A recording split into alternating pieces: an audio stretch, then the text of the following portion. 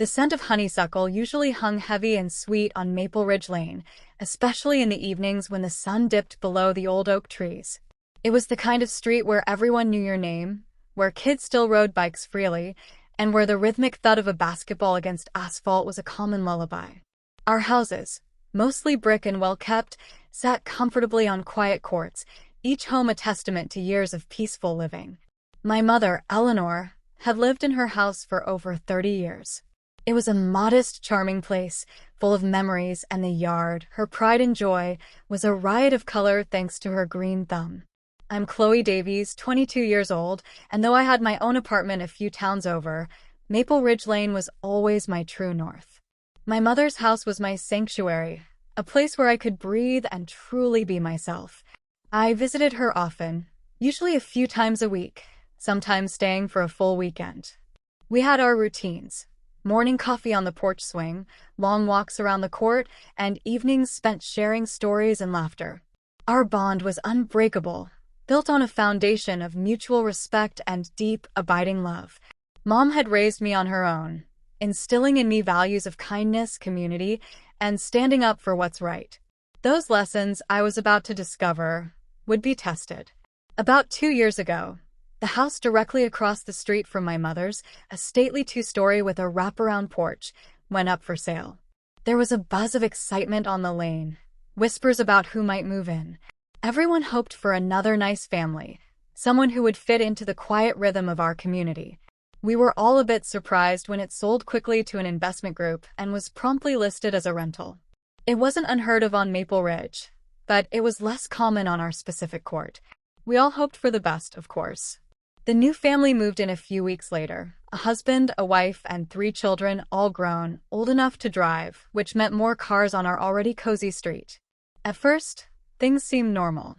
There were moving trucks, a bit of noise, but nothing out of the ordinary. The initial greetings were polite, if a little reserved. We exchanged waves, the casual nods of new neighbors. My mother even baked them a welcome pie, a warm apple crisp, a gesture of goodwill that was typical of her. But soon, a pattern emerged, subtle at first, then increasingly blatant. One of the kids, a young woman we'd come to know as Karen, developed a habit that gnawed at the edges of our peace. She had a beat-up sedan, an older model, nothing fancy, but she treated the street as her personal parking lot. Specifically, the spot directly in front of my mother's house. Now, the street in front of Mom's place was wide enough to comfortably fit 2 cars, maybe even 3 if they were parked precisely. It was a convenient spot for visitors, or for Mom herself when she had to move her car out of the driveway for yard work or cleaning the garage. Karen, however, consistently parked her car smack in the middle of that 2-car space. Not pulled up to the curb, not neatly aligned, but right in the dead center, effectively hogging the entire stretch. It was a deliberate act, a subtle declaration of ownership over public property. It meant no one else could park there. Visitors to Mom's house often had to park further down the street, or even across the court, which wasn't a huge deal, but it was an unnecessary inconvenience. It was a small thing, yes, but it spoke volumes about a lack of consideration. My mother, being the gracious woman she is, tried to address it gently. She wasn't one to make a fuss, always preferring to find common ground. On separate occasions, she spoke to Karen's parents. First, the father. "Excuse me," she'd said in her calm, polite voice, "I was wondering if you could ask your daughter, Karen, to pull her car up a bit further when she parks in front of my house. It would allow space for another vehicle, especially when I have guests." The father had nodded, offering a vague, "Oh, sure, I'll talk to her." But nothing changed. Karen continued to park in the middle. A few weeks later, Mom tried the mother. Same polite request, same vague promise. Same results. Karen's car remained a permanent fixture, an immovable object claiming more space than it needed, a constant, low-level annoyance in our otherwise tranquil existence. It was frustrating, but Mom, always the optimist, kept hoping they'd eventually understand, that they'd see reason. I, on the other hand, was growing increasingly impatient. It wasn't just about the parking. It was about the disregard, the sheer impoliteness of it all. Then came the day that transformed a minor inconvenience into a full-blown assault on our peace and dignity. It was a Tuesday afternoon, a warm, breezy day, and Mom was out in her front yard, tending to her prize-winning hydrangeas. Karen was just leaving, backing her car out of her driveway, preparing to perform her usual parking maneuver. My mother, seizing the opportunity, decided to try one last time, face-to-face with Karen herself. I wasn't there, but Mom recounted the story to me later, her voice still trembling with disbelief and hurt. "Karen," Mom had called out, her voice gentle, "could I ask you something quickly?" Karen had stopped her car and rolled down her window, a scowl already on her face.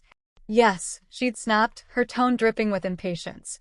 "Karen," Mom continued, choosing her words carefully, "when you park your car out front, do you think you could pull up a bit more? Just so there's room for another car behind you? It helps when I have visitors." Mom even managed a small, hopeful smile.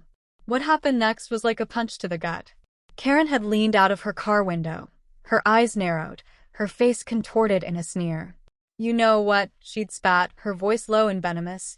"You can go F*** yourself." And with that, she'd rolled up her window, put her car in drive, and peeled away from the curb, leaving my mother standing there, utterly stunned. My mother, Eleanor, a woman who had never used a curse word in her life, a pillar of grace and kindness, had been told to go F*** herself by a girl half her age, a girl who lived directly across the street. The disrespect was so profound, so utterly brazen, it left her speechless. She told me she just stood there, rooted to the spot, watching Karen's car disappear around the curve of the court. She said she felt a cold dread creep into her stomach, a feeling that this wasn't just about parking anymore. This was personal.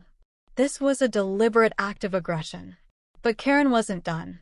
A day or two later, the universe, in its twisted humor, decided to orchestrate another encounter. Both my mother and Karen happened to arrive home at the exact same time. Mom pulled her car into the garage, as always, and was just getting out when she noticed Karen's car idling in front of her house as usual. Karen was sitting there, waiting. Mom, trying to gather her composure and ignore the lingering unpleasantness from their last exchange, walked past her own car, heading towards the door that led into the kitchen. As Mom walked by, Karen slowly raised her hand, her middle finger extended, and held it up, perfectly aimed at my mother. There was no sound, no words exchanged this time, just that crude, silent gesture, a deliberate act of contempt and malice. My mother, seeing it, just stared for a moment, her breath catching in her throat. Then, she simply turned away and went into her house, her heart aching with a mixture of anger and profound sadness.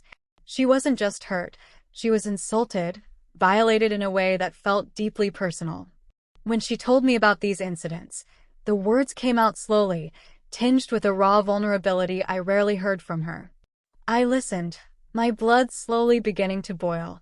My protective instincts, usually simmering gently beneath the surface, erupted like a volcano. The parking had been an annoyance. The verbal assault and the obscene gesture? That was a declaration of war. My mother, the kindest woman I knew, had been attacked, disrespected in the most vile way imaginable, right in her own home on her own street. "I just don't understand, Chloe," Mom said, her voice quiet, a tremor in it I couldn't ignore. "Why would she do that? What did I ever do to her?" I pulled her into a tight hug, my arms wrapped around her shaking frame. "Mom," I whispered, my voice tight with controlled fury, "you did nothing. Absolutely nothing. This isn't about you. This is about her being a horrible, disrespectful person." As I held my mother, a cold, hard resolve settled in my chest. This wasn't about simply finding a way to get Karen to move her car anymore. This was about restoring my mother's peace, her dignity, and sending a clear, unequivocal message that such behavior would not be tolerated on Maple Ridge Lane. My mind raced through all the petty ideas I'd seen online or heard from friends. Parking our extra vehicle in the spot as soon as Karen left, effectively blocking her out. Calling towing companies every time she parked improperly. Leaving passive-aggressive notes. I spent the next few days in a fog of simmering rage, fueled by the image of Karen's sneer and her raised middle finger. I called my best friend Sarah and relayed the entire story, leaving out no detail. "I need ideas," I told her, my voice low and fierce. I need to make her regret the day she ever decided to disrespect my mom. Sarah, ever practical, suggested some of the more straightforward options. We could wait for her to leave, then pull your extra car in there. She'd have nowhere to park for a while. We only have 48 hours per the covenant rules before we have to move it, I countered, remembering the fine print of the neighborhood rules. She works odd hours, Sarah. What if she's gone for a day, and we park it, then she comes home? We'd just have to move it again in 2 days, and she'd be back to her old tricks. The idea felt fleeting, like a temporary band-aid on a gaping wound. It wouldn't solve the core issue. It wouldn't make her truly understand the depth of her transgression. I started observing Karen's schedule more closely. I'd park my car a little further down the street when I visited Mom, ostensibly just leaving space, but really I was watching. Karen truly did work unpredictable hours. Some days she'd leave at dawn, other days late at night. Sometimes her car would be gone for a few hours, sometimes for an entire day or two. Her car was a beat-up, dark blue sedan. The windows were usually tinted, making it hard to see inside. The rest of her family rarely parked their cars on the street, preferring their driveway or garage, despite ample street parking right in front of their own rental house. It was almost as if Karen's defiant parking was a deliberate act, an assertion of dominance in a territory that wasn't even hers to dominate. As days turned into a week, and Karen's behavior continued, a new realization began to dawn on me. The petty ideas felt insufficient. They were momentary annoyances, sure, but they lacked the power to truly change anything. They wouldn't touch the arrogant disdain that radiated from Karen, or the enabling silence of her parents. This wasn't just about a parking space or a rude gesture. This was about the erosion of respect, the breaking of unspoken rules that held our community together. It was about allowing someone to think they could treat an elder, a kind neighbor, with such contempt and get away with it. My mother, usually so vibrant, seemed a little dimmer these days. She hesitated to invite her gardening club over, worried about where they would park. She'd sigh when she saw Karen's car, a quiet, defeated sound that tore at my heart. Her joy, a little bit of it, had been stolen. And that, I decided, was unforgivable. I started doing more research. Not just about parking regulations, but about tenant rights, nuisance laws, neighborhood covenants, even the investment group that owned the rental property. I started looking for connections, patterns. Was Karen's family causing other issues? Were there other silent victims on the court? I started talking to other neighbors, subtly at first, bringing up the changes on the lane. I noticed the way their eyes would flicker towards the rental house, a shared, unspoken understanding passing between us. It wasn't just my mother. Karen, or perhaps her family, was affecting others too, albeit in smaller, less confrontational ways. The anger was still there, a hot ember in my chest, but it was no longer a blind fury. It was sharpening into something cold, calculated, and determined. This wasn't going to be about a single act of vengeance. This was going to be about justice, about reclaiming the peace and dignity of Maple Ridge Lane, about ensuring that my mother and others like her could live in their homes without fear of disrespect or intimidation. My plan was beginning to take shape, not as a childish prank, but as a strategic operation designed to deliver a lasting, empowering outcome. I knew this was only the beginning. The petty revenge was out. Something far more impactful, far more transformative, was in. The steam rising from my herbal tea did little to soothe the inferno simmering inside me. Karen's crude words, "Go F yourself," followed by the brazen middle finger, had scorched away any lingering hope for a polite resolution. My mother, bless her heart, had just sighed and shaken her head, but I saw the hurt in her eyes. This wasn't just about parking anymore. It was about blatant disrespect, about someone believing they had the right to disrupt our peace with impunity. "She just doesn't care, Chloe," Mom had said later that evening, her voice thin with resignation. "Some people are just like that." But I refused to accept it. Not for Mom, not for our quiet street, and certainly not for myself. My initial fantasies of petty revenge, blocking her in, leaving passive-aggressive notes, now felt trivial, almost childish. Karen thrived on that kind of emotional reaction. What she wouldn't expect was a measured, strategic response. This wasn't going to be a childish squabble. It was going to be a lesson in community and consequences. The next morning, I started by researching. I wasn't sure what I was looking for, but I figured knowledge was power. Maple Ridge Lane was part of a larger planned community, which meant there was likely a homeowners association, or HOA, even if it was a fairly relaxed one. I found the HOA's website, buried deep in old community forum posts. Skimming through the long, dull list of covenants and bylaws, my eyes landed on a section about nuisance behavior and community harmony. It was vague, but it was a starting point. There was also a clause about proper parking. Vehicles shall be parked in designated areas or in a manner that does not impede traffic flow or unreasonably restrict access for other residents. Karen's parking was certainly unreasonable. I also looked up city ordinances on street parking. It confirmed that while parking on public streets was generally allowed, there were rules about blocking driveways, fire hydrants, and ensuring clear passage. More importantly, it mentioned that continuous, habitual obstruction could be considered a nuisance. My next step was to document everything. I started taking photos of Karen's car every time she parked in that infuriating mid-spot, noting the date and time. I kept a log in a small notebook. October 12th, 7:15 a.m., gray sedan, blocking second space. October 14th, 4:30 p.m., gray sedan, blocking second space. This wasn't just for my sanity. It was for evidence. If this went anywhere, I needed a paper trail. I knew I couldn't do this alone. Other neighbors must have noticed. Maple Ridge Lane was a friendly street, full of families who had lived there for years. This rental family, with their brazen disregard for others, was an anomaly.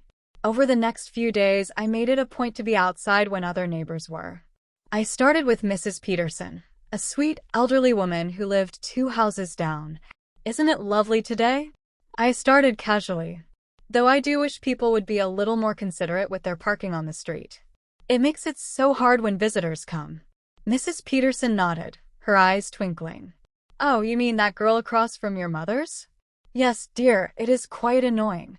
My nephew almost clipped her car trying to get out of the driveway the other day. She parks so far out." Encouraged, I spoke to Mr. Henderson, who was always meticulously tending his garden. He grumbled about how the rental family had changed the whole feel of the court. Slowly, I discovered a shared undercurrent of annoyance, a quiet frustration that no one had vocalized. This wasn't just my mom's problem. It was a community problem. Armed with my documentation and a growing sense of collective irritation, I decided on a bolder move. I drafted a polite, yet firm, letter to the Homeowners Association. It detailed the consistent parking issue, referenced the specific bylaws about nuisance and reasonable access, and included printouts of my photo log. I also mentioned the verbal abuse my mother had endured. I made sure to frame it not as a personal vendetta against Karen, but as a concern for general community safety and harmony. To add weight, I approached Mrs. Peterson and Mr. Henderson, explaining my plan. "This isn't about getting anyone in trouble, really," I told them. "It's about reminding everyone that we're a community, and we need to respect each other's space." Both agreed to sign the letter, lending it more authority. A week later, a generic letter arrived in the mailboxes of all residents on Maple Ridge Lane from the HOA. It was a general reminder about street parking guidelines, emphasizing that vehicles should be parked as far forward or backward as possible to maximize available space for other residents and emergency vehicles. It didn't mention Karen directly, but the timing was clear. For a few days, Karen's car was parked perfectly. My mom and I exchanged relieved glances. Maybe this was it. But the relief was short-lived. Like a stubborn weed, Karen's entitled parking habits returned. First, it was just slightly off-center. Then, a few days later, back to the infuriating middle of the spot placement. She was testing the waters, pushing boundaries, seeing if anyone would truly hold her accountable. The HOA, despite their initial letter, seemed reluctant to escalate beyond a general reminder. "We've sent out a notice, Miss Davies," the HOA president, an older gentleman named Mr. Albright, told me over the phone. "We can't really enforce personal disputes. It's public property." "But it's not a personal dispute anymore," I argued, my voice firm. "It's a pattern of inconsiderate behavior that affects multiple residents, and it escalated to verbal abuse." Your own bylaws talk about maintaining community harmony." He sighed. "Well, I'll keep an eye on it." I hung up, frustrated but not defeated. The formal channels were slow, bureaucratic, and perhaps not strong enough for someone as brazen as Karen. This meant I had to think bigger, beyond just a car and a spot. I had to address the underlying issue of disrespect and entitlement in a way that couldn't be ignored. I spent hours pacing my room, brainstorming. How could I make Karen want to park somewhere else, or at least force her to be considerate, without resorting to vandalism or childish pranks? The answer came to me when I remembered the community's annual Maple Ridge Day celebration, a small street fair held every summer. It took up a portion of the court for a few hours. That was the key community events. My new plan was not about revenge, but about fostering community, about creating a tangible shift in the way people interacted on the street. My revenge would be to make Maple Ridge Lane a place where Karen's behavior simply couldn't thrive, because it would be so out of sync with the prevailing atmosphere. I decided to organize a Maple Ridge Lane community cleanup and yard sale. I presented the idea to the HOA, not as a response to Karen, but as a way to beautify our beloved street and foster neighborly connections. It was a brilliant cover. The HOA, eager for positive community engagement, approved it enthusiastically. I designed flyers and put them in every mailbox, inviting everyone to clear out their garages, sell unwanted items, and, most importantly, participate in a collective cleanup of the street, including weeding, sweeping, and general sprucing up. I made sure to emphasize that we need plenty of street space for tables and foot traffic. The day of the cleanup and yard sale arrived, bright and sunny. People set up tables in their driveways, but also extended into the street, creating a vibrant, bustling atmosphere.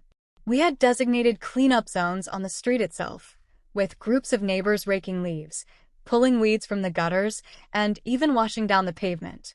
The very spot in front of my mother's house, Karen's preferred parking spot, was temporarily transformed into a community refreshment station, with folding tables holding lemonade and cookies. Karen's car naturally was gone. She was at work as usual. But when she came home later that afternoon, the street was a hive of activity. Kids were playing, music was softly playing from portable speakers, and neighbors were chatting, laughing, and helping each other. Her usual parking spot was occupied by tables and people. She had to park further down the street, almost in front of her own house for once. I saw her hesitate, her eyes scanning the cheerful chaos, before she slowly pulled into a spot. She didn't look happy. The cleanup and yard sale were a resounding success. Not only did it bring the community together, but it subtly, yet powerfully, redefined the use of our shared public space. It sent a clear message.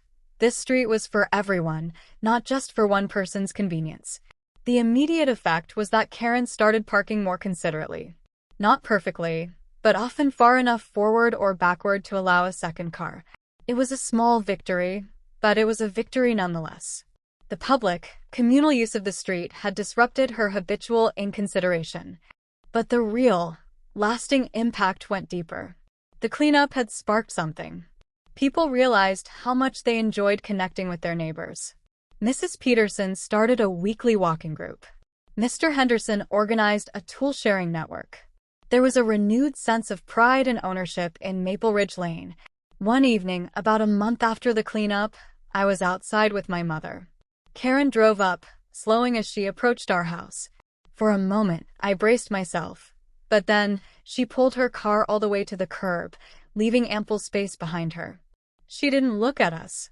She just parked and went inside. It wasn't an apology or a gesture of peace, but it was compliance. My mom squeezed my arm. "Look at that, Chloe," she whispered, a genuine smile on her face. "She's finally doing it." And that was the true resolution. It wasn't about a grand confrontation or making Karen suffer. It was about creating an environment where her behavior simply couldn't exist without being conspicuously out of place. It was about empowering the community to reclaim its space and its values. My journey from simmering rage to strategic action had taught me invaluable lessons. I learned that true strength wasn't in retaliation, but in perseverance, in community building, and in redefining the boundaries of respect. I realized that a single act of defiance like Karen's could ignite a positive ripple effect if met with collective, constructive action. Maple Ridge Lane slowly transformed. The HOA became more active, not just sending out notices, but organizing regular community events. We started a neighborly watch program, not just for crime, but for general support and problem solving. People who had once kept to themselves began to participate, to voice their opinions, to contribute to the shared harmony of our street. Karen and her family, while never fully embracing the community spirit, eventually moved out a few months later, seeking a less nosy neighborhood, as I overheard Karen's mother once complain. Their departure, while certainly welcomed, felt less like a personal triumph and more like a natural progression. Maple Ridge Lane had simply outgrown their inconsiderate ways. I found a new sense of purpose in my own life. I started volunteering with local community initiatives, applying the same principles of strategic planning and collective action that I had learned on my own street. I realized that the fight for respect and harmony wasn't confined to a single parking spot. It was a fundamental aspect of building a better world, one neighborhood at a time. My revenge wasn't about breaking Karen, but about building something stronger, something more resilient, right here on Maple Ridge Lane. And in doing so, I had transformed not just my street, but myself.